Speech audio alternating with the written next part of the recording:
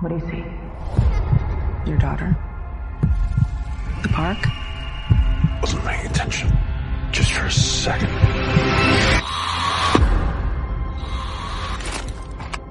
Work? Think I'm ready for duty? Do you feel ready? I think it's the only thing keeping me sane. What's the call? I'm calling to report a bank robbery. Is this crime currently in progress? Today. See that guy on the bench? You have a lighter? That guy's up to something. It's very hot today. It's like a furnace. It's like a furnace. There's a safe deposit box. Is that the target?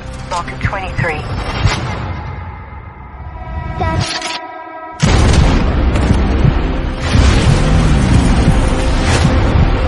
Hands up! But I'm the wrong man. Where is she?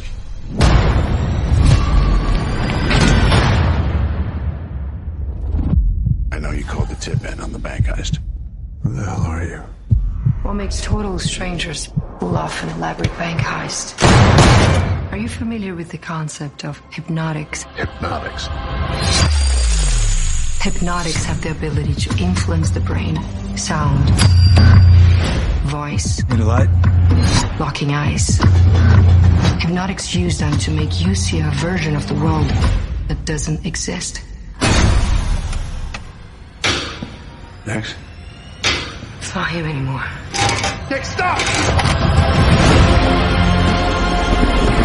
I have to know everything. Why me? Why my daughter? You don't know who you're dealing with.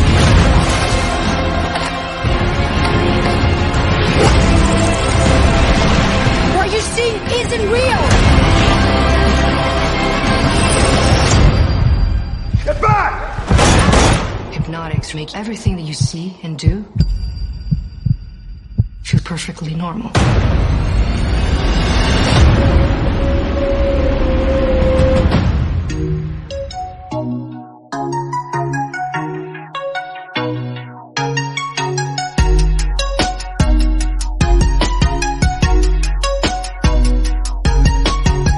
Hello everyone and welcome to an all-new episode of Palace Off the Top Rope. Thank you so much for joining me, ladies and gentlemen. And on deck for today's episode, my review of the new film Hypnotic from director Robert Rodriguez, starring my boy Ben Affleck, who will also be returning for one final time as the Batman in The Flash in a little less than a month away. I'm super excited about that. I can't contain my excitement. But today we'll be talking about his film Hypnotic. My review will be coming in the middle of the show. I've got a lot to say, including I want to, defend this movie a little bit against The Hollywood Reporter, which put out an article earlier this week, talking about its box office, failure. I'll have a lot to say about that. Towards the later end of the episode, I'm going to be talking about All Elite Wrestling. They announced something huge today at the upfronts for Warner's Discovery or Warner Brothers Discovery, whatever it's called these days. They announced something, and I'm going to be talking about that in the final tail end of this episode. Really huge news, great news for that organization. I'm super excited. We've officially started the summer box office, folks. The summer movie season is upon us. Guardians of the Galaxy entered its second weekend. We got Fast X upcoming. I'll talk about that in just a bit, but let's get into the box office report for this past week. Guardians, my biggest question was going to be not if it was going to open huge, it was going to be what the second weekend was going to be, right? Because lately, a lot of the Marvel movies have been very, very front-loaded, meaning like they open huge and then they just completely fall off. And we can just go recently to Ant-Man and the Wasp: Quantumania. That opened to about 106 million, somewhere around that range. That was the first weekend. And then it just completely died off. It topped up at a little over 200 million. So that is pretty bad for a big, Marvel project, which has basically been the lifeline of the movie theater box office, for so many years now. So my, questions were always going to be about the second weekend of Guardians of the Galaxy Volume 3. Now it opened to 114 million, which was not bad, way down from part 2, and of course, just significantly down, just post Endgame, everything has been just really down. I know Thor, Love and Thunder ended up grossing more than Ragnarok, but even then it just didn't have that, it just didn't feel like it had that luster, that gravitas, that just the buzz that all of these Marvel movies have had. But I'm happy to report, especially in my line of work, that Guardians of the Galaxy Volume 3 only suffered a 47% drop. Now, usually these movies, when they were at their peak, were at either 50 or 55%. That was the norm. Something like Ant-Man and the Wasp, I think, dipped like 60, close to 70%. So 47%, and what I'm being told, is probably the best hold for any Marvel movie. If not Marvel movie, a Marvel sequel. So it's either one of the two. But either way, it only had a 47% drop, and it was obviously number one at the box office this weekend. So we'll get to that number in just a bit. Let's round out the top 5. So coming in at number 5 was Are You There, God? It's Me, Margaret, pulling in another 2.5 million for a total of 16.5 million from Lionsgate. Not really good for their end. Their biggest hit obviously has been John Wick Chapter 4. And then they got the Hunger Games later on this year. So, they were hoping for a little bit of a spark with this one. I thought this one was going to perform well, but I just didn't see it, and the crowd wasn't there for it, but it's still in the top 5, so that's something, I guess. At number 4, Evil Dead Rise, pulling in 3.7 million to bring its total to 60 million domestically. Now remember, this was supposed to be originally a streaming movie on HBO Max, or it's about to turn into just Max, but the people over at Warner's believe more in the theatrical side of things, so they gave this one a chance, and we all know horror usually does pretty well at the box office these days, so 60 million for this movie, and I'm sure it didn't cost too much. I don't know the budget, but the fact that it's pulled in this much already in about 4 weeks is pretty awesome. At number 3, the sequel, the new film, Book Club, The Next Chapter, pulling in 6.6 million. Coming in a little bit below what 80 for Brady did. 80 for Brady was the, kind of like that very older female crowd movie event of the year for me so far. And I think from the audience, I mean, there was people out for Book Club, but it just wasn't in the same, just people wanting to see it like 80 for Brady. So, but still top 3, but I was expecting a little bit more for this one. I think the first Book Club had a better opening, and this one did open for Mother's Day weekend, which is why I thought it would open a little higher, but I guess not. And then of course at number 2, the Super Mario Brothers movie, pulling in another 12.6 million to bring its total to 535 million. Now, again, I thought this movie was going to do big success, but I just didn't think it was going to be like astronomical numbers. I think it just passed The Dark Knight on the all-time domestic list. I think it's close. The next milestone it has to hit is whether or not it's going to pass The Incredibles 2 as the number 1 biggest animated movie of all time, domestically, of course. So it's sitting at 535 million. I think The Incredibles 2 is somewhere around 608 million, somewhere around there. So will it beat it? I mean, we got The Little Mermaid coming up in 2 weeks, and then we got Spider-Man Across the Spider-Verse. So families are going to have options now. So Super Mario Brothers, we'll see if it continues to hang on, and we'll see how much more box office damage it's going to do before we see where it ends up on the all-time list. And then number 1, Guardians of the Galaxy Volume 3, as I mentioned, only dipped 47%, which is really, really good for a sequel, especially a 3-parter, coming in with 62 million, to bring its total to 214 million, which makes it already the second highest grossing movie of the year, behind the Super Mario Brothers movie. And those are your top 5 movies for the week. I'm so glad that the summer movie season is here. Is usually going to be, it's going to be a lot of fun this summer. There's just so much to go around, and pretty much something every week. And let's talk about what's coming up this weekend. Fast X, the 10th Fast and Furious movie. Who would have ever thought, huh? I've been rewatching the movies this past week with my dad, who's never really seen them. I think he's seen only the first one, and then I think he said he saw a part of Fast 5.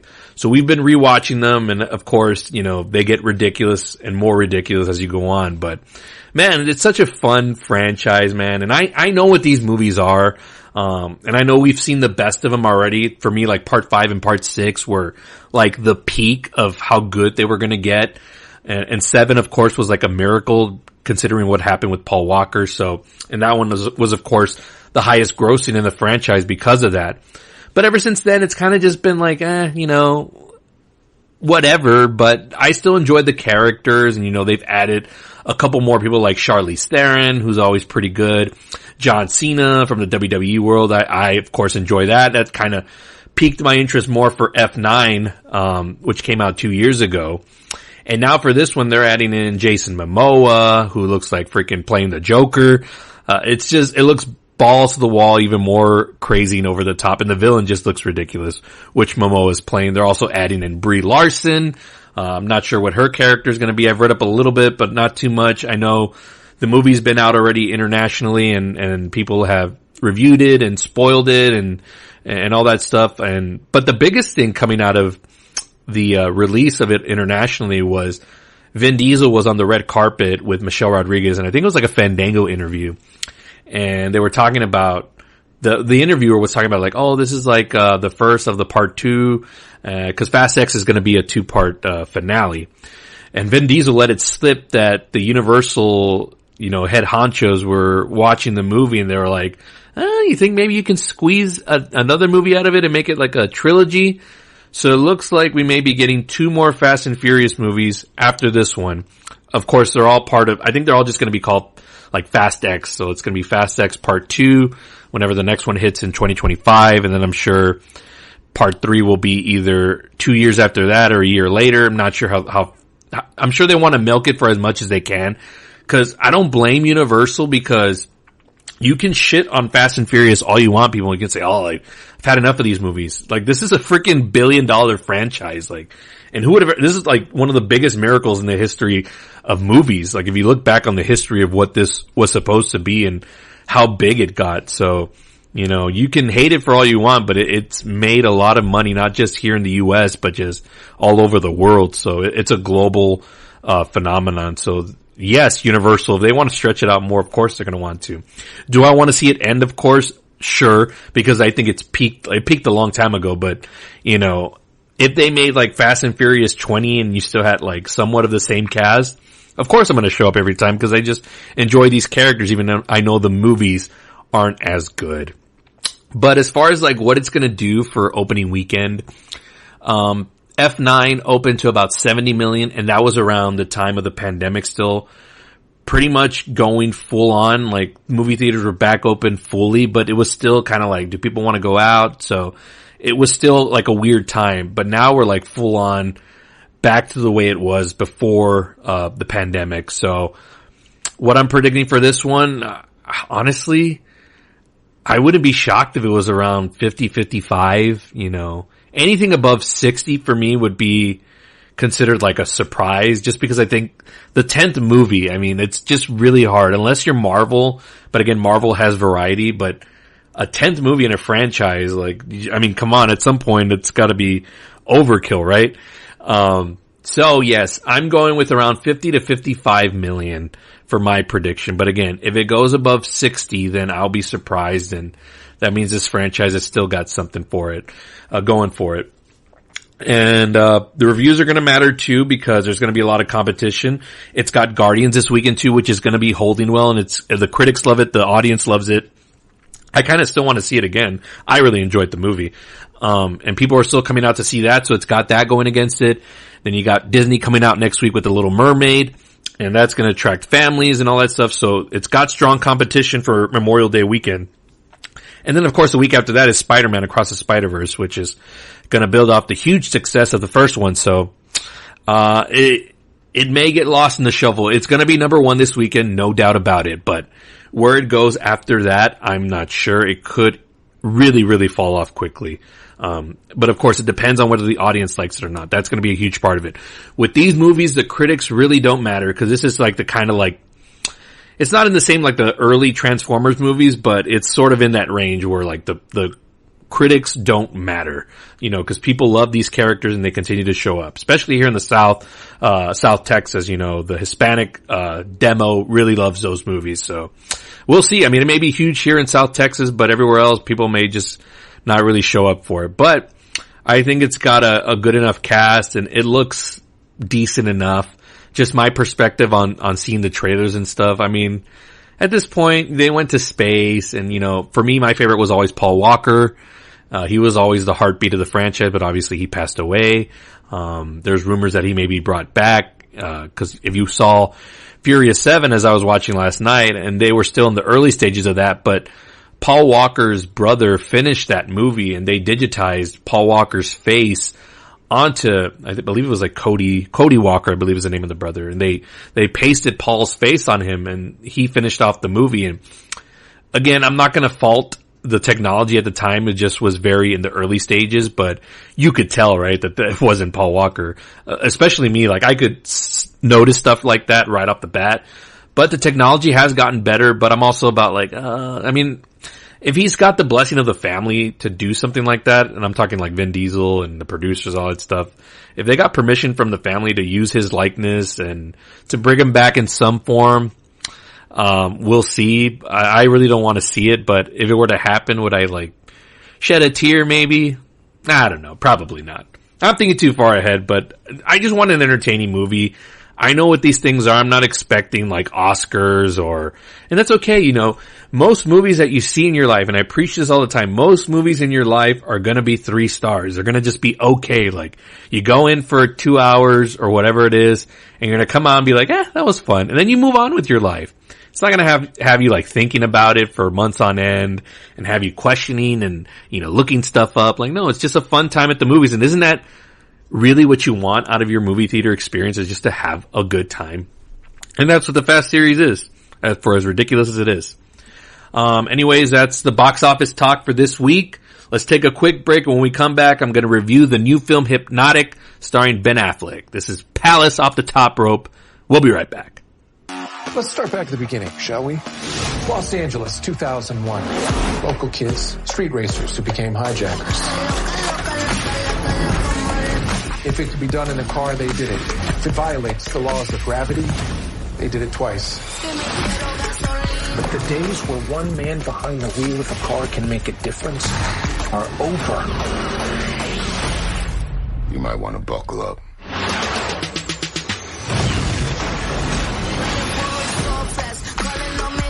It's the great Dom Toretto. I'm Dante. I'm Shantae. If you never would have gotten behind that wheel,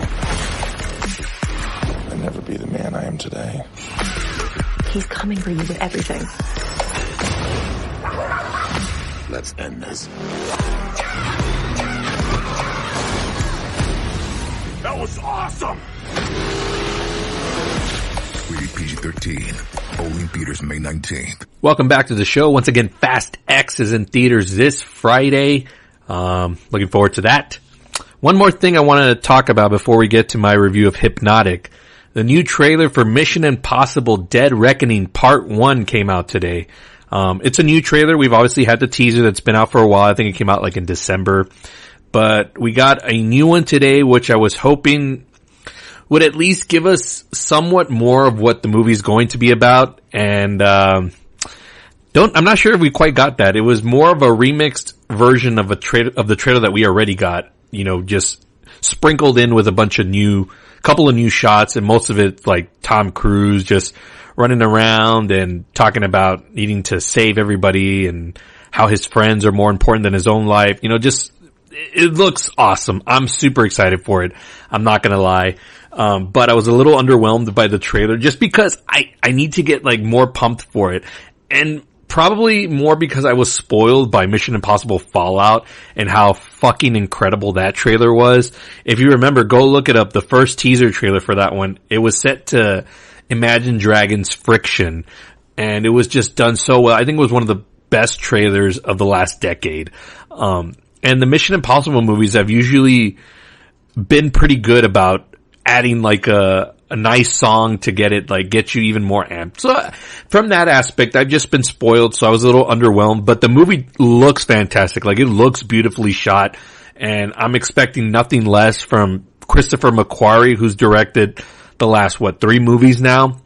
He's proven to be a top filmmaker in the industry, and him and Tom Cruise just have this amazing chemistry and collaboration together, and they're just doing amazing stuff. And I'm super pumped for this. July 12th is when it comes out. I was just expecting a little bit more oomph, not so much the story, but just oomph on the trailer. Like, pack it up, add a Metallica song in there, something like that. You know what I mean? Just to get me to jam out in my car. That's really what I'm more disappointed about, is that I don't have a trailer to jam out to in my car, because when Fallout came out, that trailer was in my car blaring, and people would look at me weird thinking I was jamming out to some song. And even somebody caught me one time like, "Hey man, what are you listening to?" And I was like, "The Mission Impossible trailer, man." They gave me like the weirdest look. I'm the weirdest fucking guy you'll ever meet. Who jams out to movie trailers in their car? This guy. So yes, Mission Impossible Dead Reckoning coming in July. I'm super pumped for it, but the trailer, the new one, didn't give me too much, and it wasn't all the I was looking for, but still super excited, not taking away anything from Tom Cruise. He's the man. Alright, let's get to Hypnotic, a movie that was not marketed in the very least. I believe the trailer only came out like a month and a half or 2 months ago, and it was just released like nothing. And this is Ben Affleck, who is one of the biggest stars that we still have in Hollywood. He's an Oscar-winning screenwriter. His movies have won Best Picture. He's directed multiple movies, so he's a big name in Hollywood. So when this was announced, and it was coming from director Robert Rodriguez, who's done like the Spy Kids movies and Sin City, and the Mariachi trilogy with Antonio Banderas. He's got a lot of credibility. So I was expecting like, okay, this may be released by a major studio, and it was released by a company called Ketchup Entertainment. And correct me if I'm wrong, but my buddy had told me that the company crumbled already. So maybe that's probably why it didn't get marketed. And before I get to my review, just want to talk about the Hollywood Reporter. They put out an article saying like, oh, what a big bomb that this was. And it's like, I never saw commercials for this thing anywhere, and nobody knew about it. And I work in the movie theater industry, and I remember I had people coming up saying like, well, what's Hypnotic? And I'd be like, oh, it's this new, kind of like action sci-fi thriller with, Ben Affleck. And they're like, Ben Affleck? He's in this? Had I known, I would have bought my ticket ahead of time. So there wasn't the awareness for it. So people out there know who Ben Affleck is, still love Ben Affleck. We just had Air come out not so long ago. He directed that fucking awesome movie. It's available on Amazon Prime now. Go watch it if you haven't, or if it's still in your theater, what are you waiting for? But yeah, there was just no awareness of the movie. And I think even I was one of the only ones at work who knew what it was, because I follow this stuff, and Ben Affleck is one of my favorite actors. So of course I'm going to be invested in anything that he's involved with.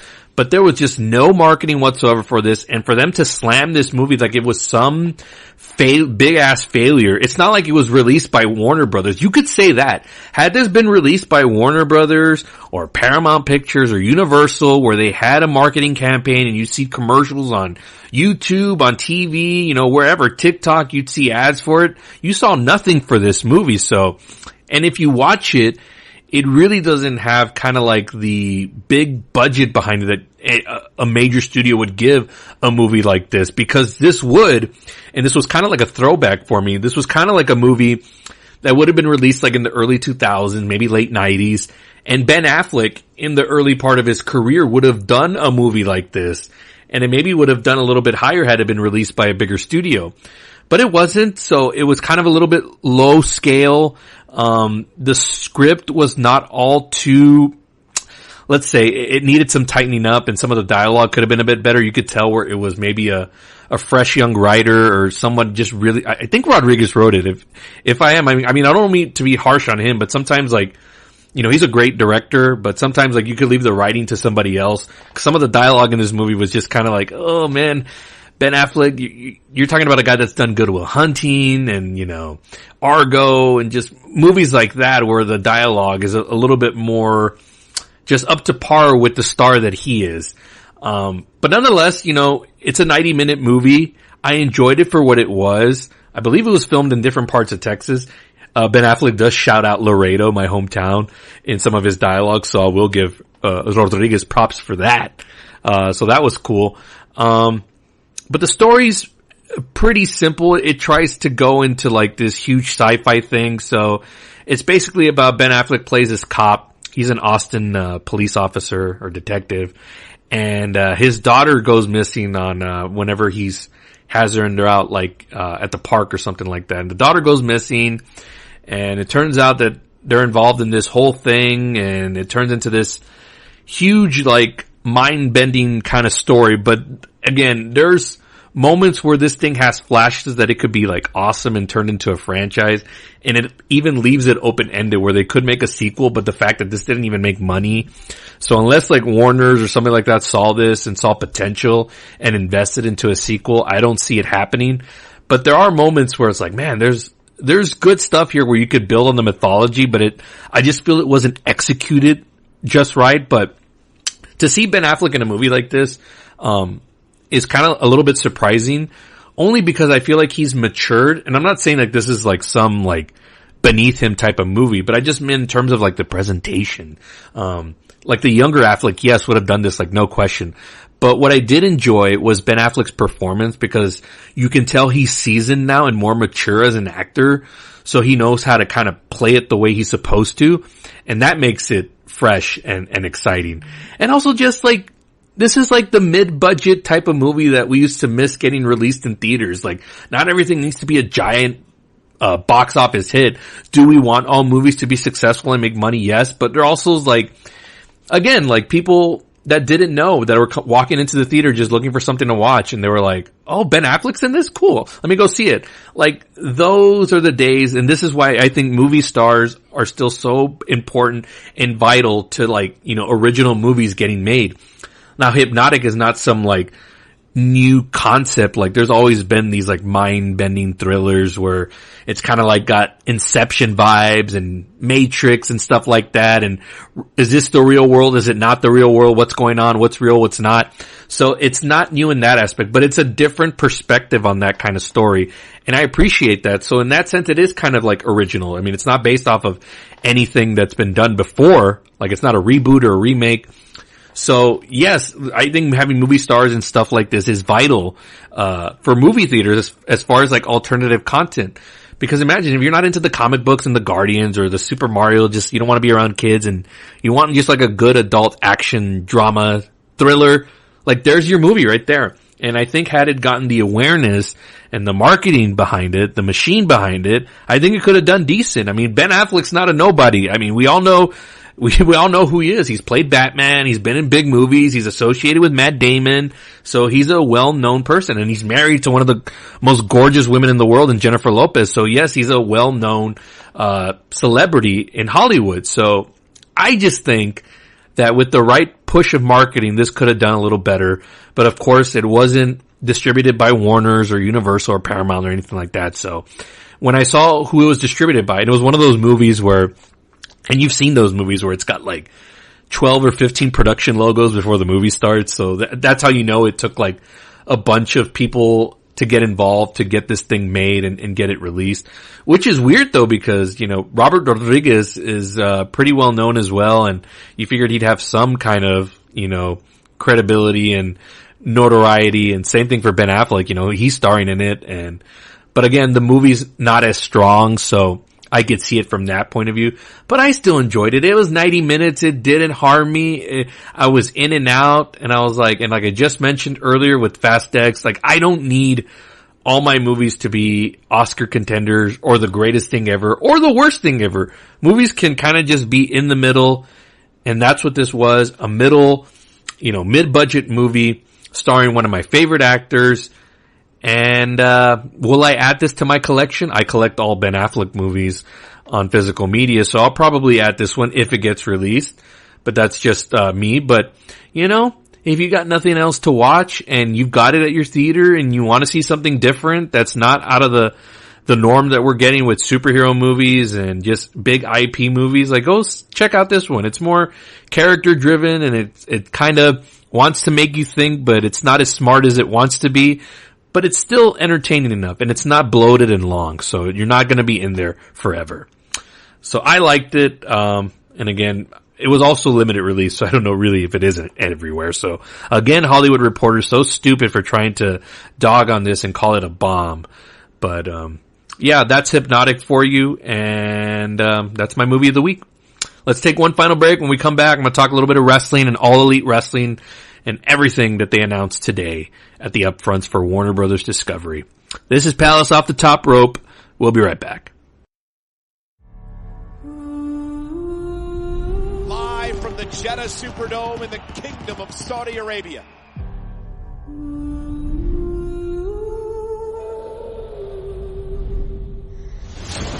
We will crown a new World Heavyweight Champion.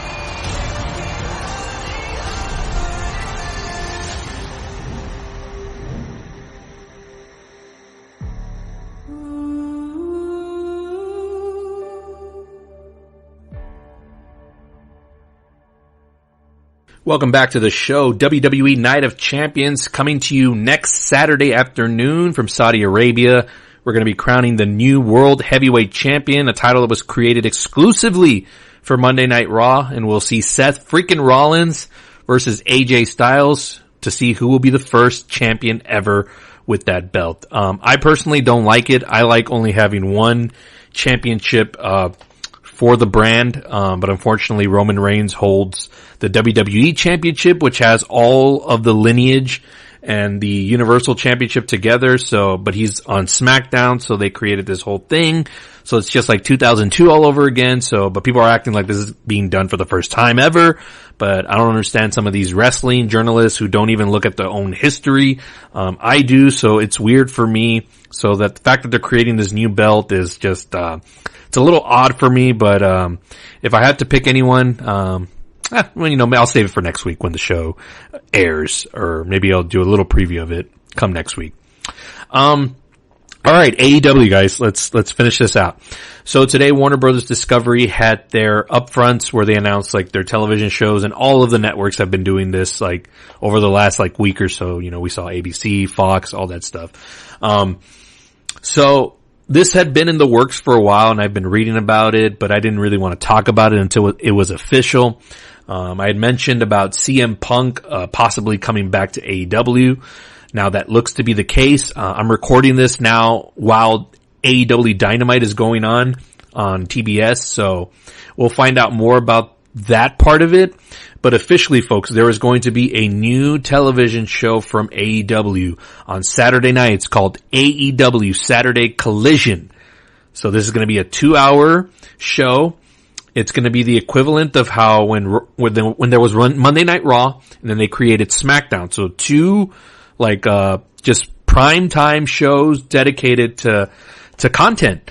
So this isn't going to be like Rampage where it's kind of just like a shortened, you know, just kind of like whatever show and stuff is thrown together, and not really like that high profile. Like, no, this is going to be live every Saturday. Well, at least we think it's going to be live every Saturday, from 7 to 9 in my time zone, depending on where you're at. And it's going to be 2 hours, and it's going to have a bunch of, star power, and this is supposedly going to be where CM Punk is going to do the final run of whatever's left on his AEW contract. He's going to be on this show. Now, whether or not that's true on that end, we don't know. What we know for sure is this show is going to exist, but all the rumors leading up to it was that CM Punk was going to be on this one, and he was going to kind of lead this one. And I know WWE does like the brand split, but they kind of like forget the rules sometimes, and people show up on each other's show, like regardless of whether or not there's a split or not. I think the same is going to happen here. Well, you'll see certain wrestlers specifically like on Dynamite, and then some on that are just on Collision. But then you'll see people like MJF, I can imagine, is going to be somebody that's going to be going from both Dynamite and Collision. Same thing for someone like Chris Jericho, Adam Cole. Now where the divide is on whether or not, you know, Kenny Omega and the Young Bucks and CM Punk, whether they're going to cross over or even cross paths, that remains to be seen. And I'm sure we'll hear about it more tonight on Dynamite once I'm done recording this and gets to watch that. But I'll tell you what, as a wrestling fan, I dig more content. Now, does this mean like, is it oversaturated a little bit? Probably, but I'm an introvert, so all I do is watch television sometimes, and I rarely go out on the weekends, whether I'm, either I work or I'm off and not really doing anything. So having a Saturday night wrestling show in the evening, something to watch, like that's, just big ups for me. So I'm cool with it. I'm excited for it. AEW does have a huge roster, and sometimes a lot of the talent doesn't get exposed as, more often than they should. So I think this is a good thing. Like, I don't know about the brand split thing, but if this gives Ricky Starks, let's say, the opportunity to be more of a main event player on one show as opposed to like barely getting time on the other, I'm all for that. Like, you want to create your next stars. And when your roster as big as AEW is, 3 hours of television is not enough because, things are going rapid fire, and, you watch these Dynamite shows and they're just like super fast paced because they're trying to get so much in there. But sometimes you need to let stuff breathe. And now with the addition of Collision, you can pay more attention to certain feuds and they can dominate like the entire show. And, other wrestlers can appear on the other show and start their own thing. So this is good. I know there's people that are like, oh, I don't like this idea of a roster split or certain wrestlers being on certain shows. It's gonna work, folks. And I think AEW's in the right hands with Tony Khan. He's not gonna mess us up. I know in the WWE side of things get like really jumbled and all this stuff with Vince McMahon. And I know he's back in the mix somewhat a little bit. So, this whole drafting that they just did on their end, it's been a little wonky and some of the stuff doesn't make sense, but that we've just come accustomed to it being done that way when it comes to Vince McMahon. But I think with Tony Khan and AEW, we really need to give them the benefit of the doubt, because as much as like their show hasn't really been like as entertaining for me at the least, they're at least still doing, their episodes are pretty decent every week. Like I can't remember an episode that was like, God, this was like awful to watch and just incoherent. Like, yes, I make fun of some of the stuff that's on there, but for the most part, their shows are always super consistent, and Warner's is aware of that, and they're, doubling down on wrestling for that matter. Giving them a whole 2-hour block of more television is always a good sign. So for those of you that are always rooting for the failure of AEW, but you're a pro wrestling fan, like, you're weird. I don't understand these AEW versus WWE people. Like, yes, maybe I may prefer sometimes WWE over AEW, and then there's times where I prefer AEW over WWE, but I want them to both succeed, okay? Cause I just love pro wrestling in general. So this is awesome news. I'm excited. It starts June 17th. And again, the rumor is this is where CM Punk's going to make his return, but, that hasn't been officially been said. And again, I'm going to watch Dynamite once I'm done recording here, so maybe they'll announce more on that and I'll have more to say on it on next week's episode. But that's the huge news for this week, and that's going to do it for this episode. Thank you so much for tuning in. I greatly appreciate it. I appreciate you all so much. You have no idea. Like I mentioned earlier in the broadcast, the Unnecessary Roughness podcast is out there. It's a new show I'm doing with Jake Ramirez and Abraham Trevino that's going to be distributed through this channel, but it's a separate thing. I'm a part of a group on that one. Like this podcast, this show that you're listening to right now, this is mine. This is the stuff that I want to talk about. But on the other show, it's football. It's what I love, but I'm going to be doing it as a team. So it's going to be a combined effort for us to put all of our thoughts and the stuff that we want to discuss on that show. But it will be distributed under this channel. So when you see the Unnecessary Roughness podcast, just remember it's going to be all football and all the pop culture, all the movie stuff, wrestling, just anything related to pop culture will be on this podcast. Anything football will be all over there. I will leave all my thoughts for that show because that's the way we want to do it.